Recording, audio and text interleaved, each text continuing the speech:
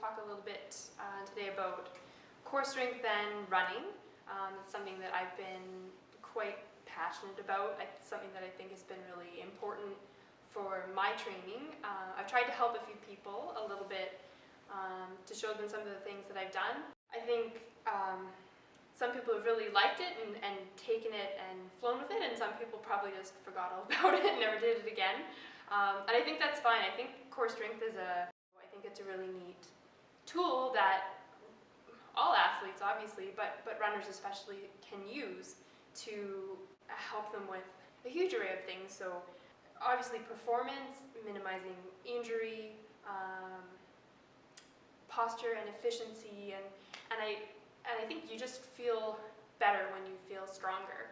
There are hundreds and hundreds of core strength exercises. The fitness industry did a bit of a disservice to core strength when they made it mega complicated and mega intimidating, and they said to people, this is the exact exercise for your transverse abdominis, and this is exactly how you work your internal oblique, and oh, don't work your external oblique, and that's bad, and you're doing it wrong. And so I think they made it really complicated, and people sort of lost touch with what this is all about. Here are a set of 5 to 10 simple exercises, and we're really going to try and target one muscle or one movement. And in doing that, people can basically work that muscle until it hurts. I mean, that's what we do in strength, is that we break down a muscle, and then in the recovery phase, it builds back up, it builds bigger or stronger or faster. You're going to work this muscle, break it down, the next day you're going to wake up, your butt's going to be incredibly sore, and you're finally going to know where that muscle is. And we've told you before that your hip abductor muscle helps your pelvis not tip one way or the other.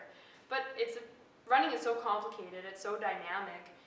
It's a flying one-leg lunge over about 3 meters per step. So it's a hugely complicated exercise. What I've been hoping to help people do is break down a few of those muscles, literally, but help people feel where those muscles are, and then how they contribute to running. Because when your butt hurts in that kind of side pocket area where your glute medius is, your hip abductor, you go out to run, you can actually feel where it is. And so some of the exercises that I do are to isolate the muscle itself. Some of the next ones are to use that muscle in a specific way or in a specific range, trying for the most part to mimic how the run stride works, and then how you start to control your body through that motion and be as efficient as possible. The problem with core strength is that there are no medals for core strength, and they only get done really when people get injured, and then they can't run, and runners, it drives them crazy,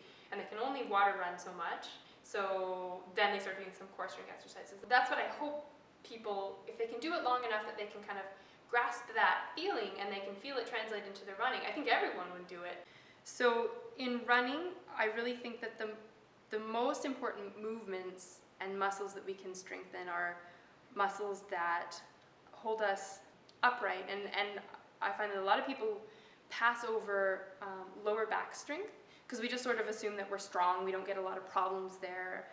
As you run along, I see a lot of runners sort of slouched forward, their chest comes forward, their hips sort of sink down and backwards, and that's that lower part of the lower back just sort of bending and weakening instead of holding itself upright.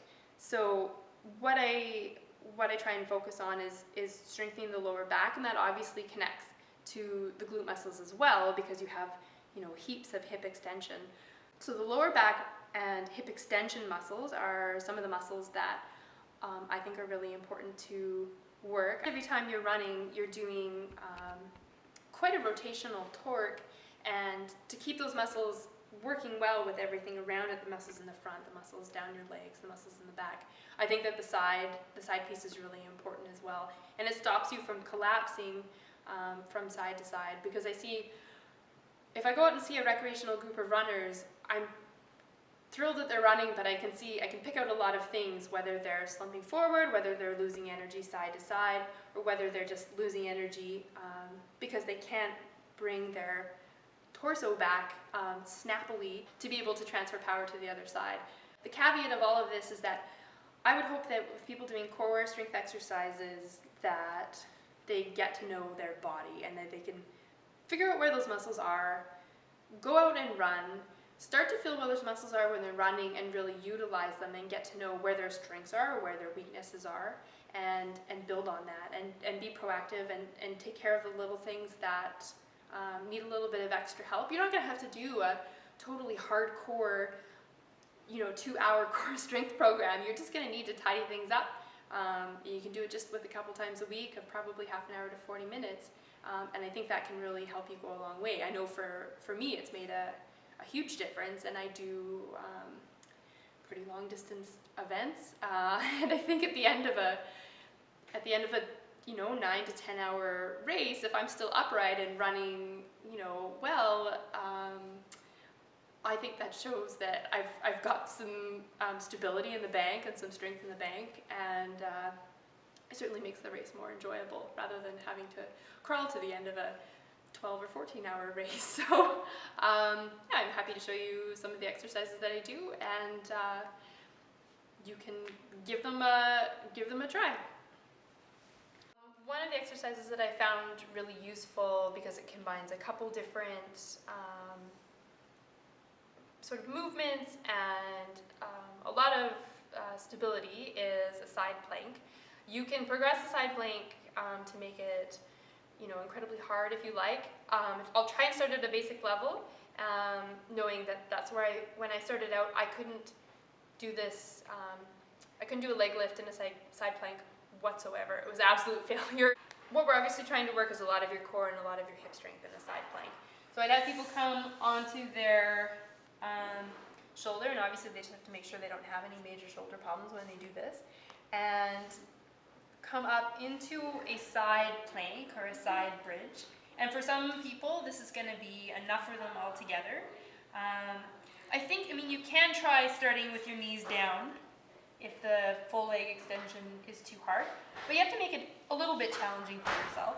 So if you can come into a side plank and just try to keep your hips from sagging, try and keep everything relatively straight. I wouldn't worry about doing it perfectly to start, but from here, what I would do is lift up and abduct my hip from here and do a series of leg lifts from that position.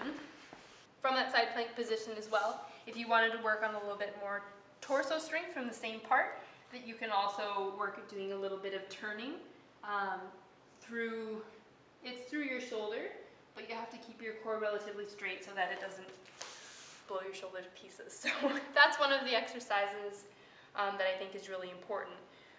The next one that I really like, it's a front plank with my arms fully extended. What we're really trying to do is stabilize on your stuck leg, the leg that's stuck on the ground, and just try to freely move your leg in a back and forth fashion without it going too much to the side or too much in.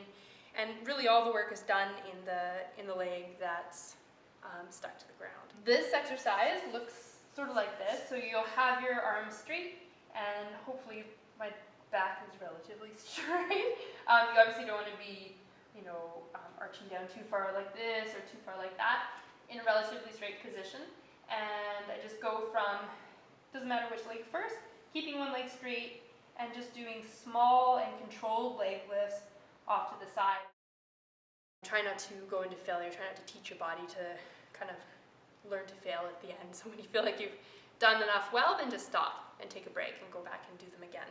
Moving on to an exercise that might be a little bit easier to start with is, I call them a donkey kick.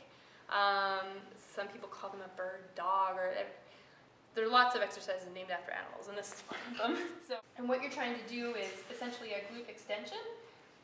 So you're going to bring your leg up and then push up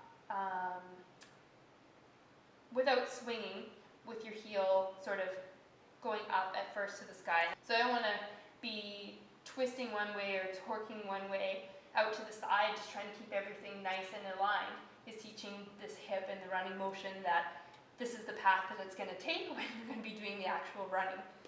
And again, same thing, switch to the other side and stabilize through one side. And you may often find that one side is weaker than the other, and I think that's pretty normal.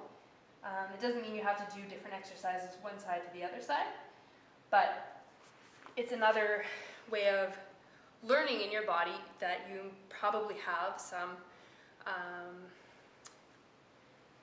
differences from side to side, and maybe you've had some injuries in the past, and maybe you have an aha moment and it all sort of starts to make a bit of sense, and that gives you even more motivation to do some of these core strength exercises as well. Hopefully those are 3 that help you sort of get started and get your foot in the door and maybe understand a little bit more about why you're doing the exercise rather than just feeling the burn. So if you're mindful about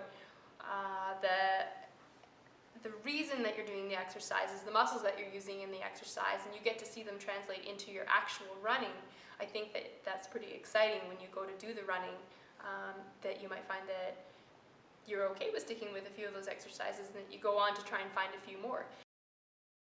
Thank you for listening to some of the things that I had to say today about core strength.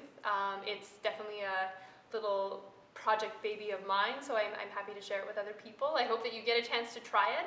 I really think that if you could take 30 days and just write it down in your calendar and do your best to stick to it with a few exercises that you like, that you probably will find them fun and useful. And I wish you all the best.